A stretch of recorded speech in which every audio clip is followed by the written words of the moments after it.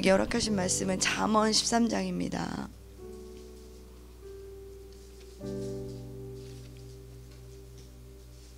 잠언 13장 1절에서 12절입니다.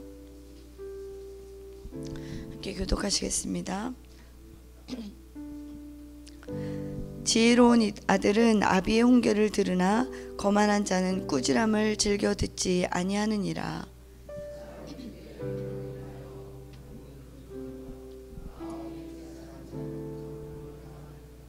입을 지키는 자는 자기의 생명을 보전하나 입술을 크게 벌리는 자에게는 멸망이 오느니라.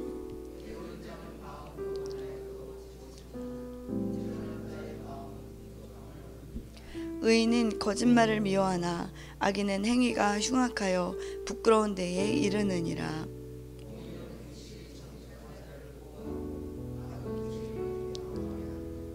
스스로 부한 채 하면서도 아무것도 없는 자가 있고 스스로 가난한 채 하여도 재물이 많은 자가 있느니라.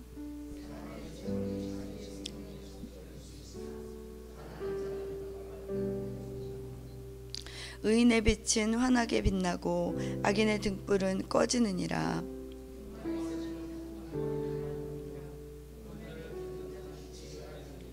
망령되이 얻은 재물은 줄어가고 손으로 모은 것은 늘어가느니라.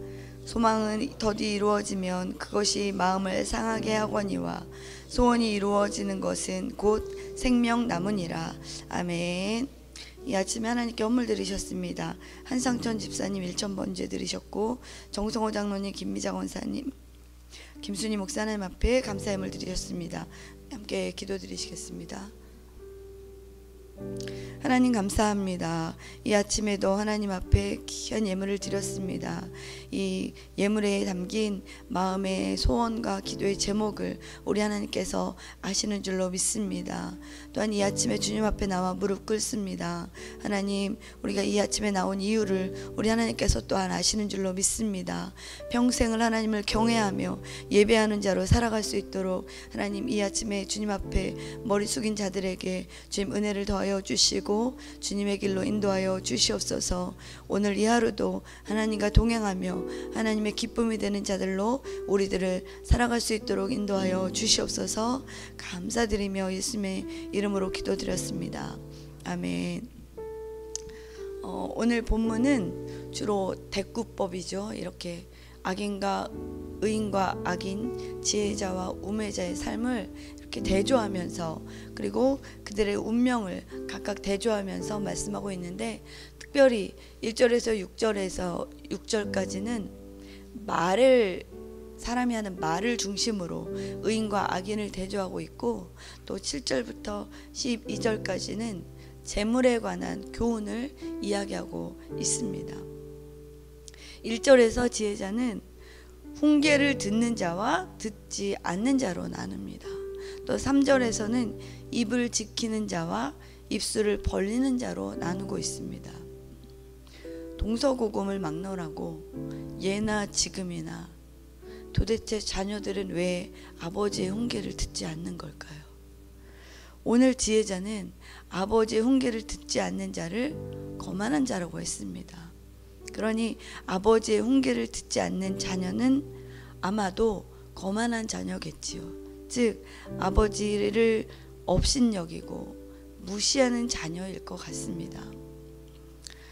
그러나 어떠한 경우를 막론 안 하고 부모에게, 아니요, 다른 사람의 말에 귀를 기울이는 사람은 지혜로운 사람이 맞습니다. 반면 3절에서 말하기를 하고 싶은 말을 다 하지 않고 입을 지키는 자는 자기의 생명을 보존할 것이지만, 하고 싶은 말을 다 하는, 입술을 크게 벌리는 자에게는 멸망이 온다고 했습니다. 그래서 2절에는 1절과 3절을 아울러 이렇게 말하고 있습니다. 사람은 입의 열매로 인하여 복록을 누리거니와 마음이 괴사한 자는, 즉 마음이 간사하고 거짓말을 하는 사람은 결국 강포를 당하느니라. 아멘입니다. 그러니 듣기는 빨리 듣고 말하기는 더디하는 것이 참 지혜로운 것인 줄 믿습니다. 저와 우리 성도님들이 모두 이렇게 지혜로운 성도가 되어야 할 줄 믿습니다. 지혜자는 5절에 계속해서 말에 관해 이야기하는데, 특히 거짓말에 대해 이야기하고 있습니다. 의인은 거짓말을 미워하지만 반면 악인은 행위가 흉악하여 부끄러운데 이른다는 것입니다. 즉 의인과 악인은 스스로 거짓말을 할 것인지, 흉악한 행위로 부끄러운 줄 모르는 행위를 할지 스스로 선택한 결과라고 이해할 수 있겠습니다. 성경에는 하나님이 거짓말을 싫어하신다는 것을 우리가 알 수 있도록 드러나는 장면들이 있습니다. 성경에 처음 나온 거짓말 기억하시지요? 처음 창세기에, 네, 바로 첫사람 하와를 찾아온 뱀의 거짓말입니다. 창세기 2장 17절에 하나님께서는 선악을 알게 하는 나무의 열매는 먹지 말라, 내가 먹는 날에는 반드시 죽으리라, 이렇게 말씀하셨습니다만, 뱀은 여자에게 찾아와서 너희가 결코 죽지 아니하는다고, 너희가 결코 죽지 아니하리라고 하잖아요. 뿐만 아니라 그걸 먹으면 너희 눈이 밝아져 하나님과 같이 되어 선악을 알게 될 거라고 했습니다. 중요한 거짓말이죠. 정말 그걸 먹으면 하나님과 같이 될 것 같으면 그럼 자기가 먹었어야죠. 왜 남더러 먹으라고 하겠습니까? 자기가 따서 먹고 하나님같이 되고 눈이 밝아졌겠지요. 그러나 안타깝게도 이 달콤한 거짓말을 듣고 선악을 알게 하는 나무를 봤더니 과연 먹음직도 하고 보암직도 하고 지혜롭게 할 만큼 탐스럽게 보였다고 했습니다. 네, 듣고 보니까 그런 거죠. 그러나 사실 듣고 보니까 그랬다면 사실 그 나무는 원래부터 먹음직도 하고 보암직도 하고 지혜롭게 할 만큼 탐스러운 나무였습니다. 그래서 우리는 이렇게 혹하는 소리를 들었을 때 분별을 잘 해야 할 줄 믿습니다. 뱀의 거짓말을 하나님의 말씀보다 달콤하게 듣고 신뢰한 아담과 하와는 이 작다면 작고 사소하다면 사소해 보이는 이 일로, 이것을 따먹는 이 일로 말미암아 영적인 죽음을 맞이했습니다. 하나님과의 관계는 단절됐으며 에덴에서의 삶은 끝나버렸습니다. 이 얼마나 끔찍한 결과입니까? 거짓말로 인해서 인생이 끝난 사람은 또 있습니다. 사도행전 5장에 등장하는 아나니아와 삽비라 부부지요. 당시의 사도들이 소유를 다 팔아서 헌금하라 한 적은 없습니다. 그저 자신들의 결정으로 그렇게 한 것이죠. 그런데 땅판값 전부를 바치는 거냐 이렇게 물었을 때 아니요, 반은 우리가 쓰려고 남겨뒀고 이것은 반입니다. 이렇게 했어도 누구도 뭐라고 하지 않았을 텐데 전부라고 거짓말을 하고 말았죠. 하나님 앞에서 거짓은 어떠한 경우를 막론하고 그냥 통하지 않는다는 것, 통과되지 않는다는 것을 우리가 기억해야 할 줄 믿습니다. 하나님께서 거짓말을 이렇게 싫어하시는 데는 이유가 있습니다. 요한복음 8장 44절을 제가 읽어드리겠습니다. 너희는 너희 아비 마귀에게서 났으니 너희 아비의 욕심대로 너희도 행하고자 하느니라. 그는 처음부터 살인한 자요 진리가 그 속에 없으므로 진리에 서지 못하고 거짓을 말할 때마다 제 것으로 말하나니 이는 그가 거짓말쟁이요 거짓의 아비가 되었습니다. 쉬운 성경으로 다시 한번 읽어드리겠습니다. 너희는 너희 아버지 마귀에게 속하여 너희 아버지 마귀가 시키는 대로 하기를 원한다. 마귀는 처음부터 살인자였다.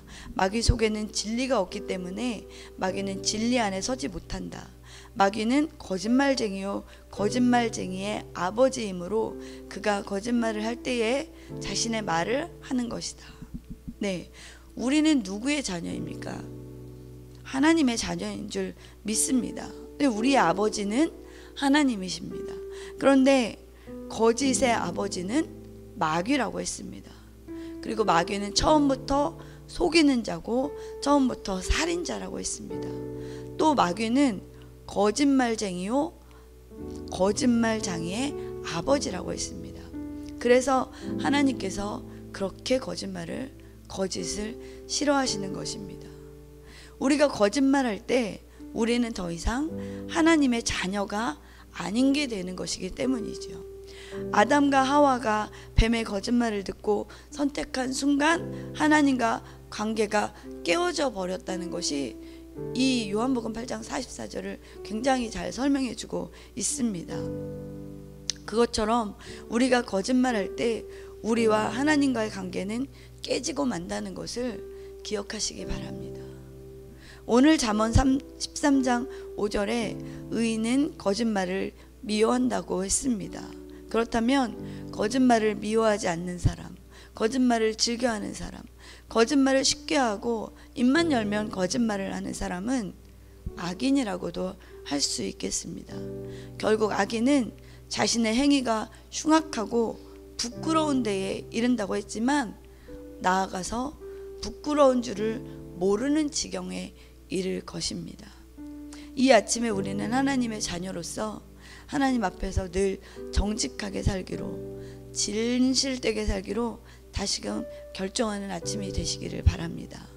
그래서 하나님 앞에서 어느 순간에도 늘 떳떳하고 자랑스러운 하나님의 자녀로 살아가는 저와 우리 청량리교회 이 아침에 예배하는 성도님들 되시기를 주님의 이름으로 축원합니다.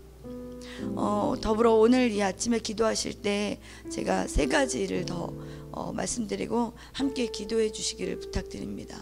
첫째, 담임 목사님을 비롯해서 6분이 지금 라오스 선교지 탐방 중에 계십니다. 건강하고 특별히 안전하게 선교지를 주님이 보여주시는 것들을 잘 보고 돌아오실 수 있는 일정 되도록 함께 기도해 주시기 바랍니다. 두 번째, 인도에서 온 선교 편지를 읽어보셨으면 아시겠지만 이번 주 토요일 11월 11일에 청소년 집회를 계획하고 있다고 했습니다. 매년 11월이면 선교사님께서 반드시 인도로 들어가시는 이유가 그 중에 하나가 이 청소년 선교 집회이기 때문에 집회를 열어야 되기 때문인데 과격한 힌두 교도들의 방해 없이 성령의 임재로 충만한 집회가 되게 하시고 이 집회를 통해 예수를 구주로 영접하는 역사가 있도록 우리가 함께 기도해야 할 줄 믿습니다. 세 번째, 유진 성도님을 비롯한 환우들, 또 다음 주로 다가온 수학 능력 시험을 준비하는 수험생들을 위해서 이 아침에 우리가 이 3가지를 함께 기도하실 때에 3가지를 함께 기도해 주시기 바랍니다. 기도하시겠습니다. 하나님, 우리는 스스로 악인이라고는 생각하지 않습니다. 그러나 다른 사람의 훈계를 받아들이지 않고 말하기를 좋아하여 입을 크게 벌리고 게으르며 거짓을 말하기를 쉽게 생각한다면 의인이라고 할 수 없음을 알게 되었습니다. 예수님께서 우리를 위해 십자가에 죽으심으로 하나님께서 우리를 의로운 자라 인정해 주셨는데 우리의 삶은, 우리의 입술은 여전히 악인과 다를 바가 없는 것은 아닌지 돌아보는 이 아침, 그리고 오늘 하루가 되기를 원합니다. 라오스 탐방 중인 6명을 주님의 전능하신 날개 아래 품어 주시옵소서. 또한 인도의 청소년 집회가 예수님을 알고 믿는 세대가 일어나는 귀한 기회가 되게 하여 주시옵소서. 이 일에 이경미 선교사님과 우리의 기도를 사용하여 주시기를 원합니다. 시민 모집사님, 유준희 성도님, 이용림 권사님, 황원성 원사님을 비롯한 연약한 주의 자녀들을 측은히 여겨주시고 수학능력시험을 준비하는, 또 직장을 선택하기를 준비하는 사랑하는 자녀들에게 지혜와 명철을 허락하여 주시옵소서. 이 시험이, 이 일이 인생에서 가장 중요한 시험은 아니라는 것을 깨닫는 지혜 또한 주시기를 원합니다.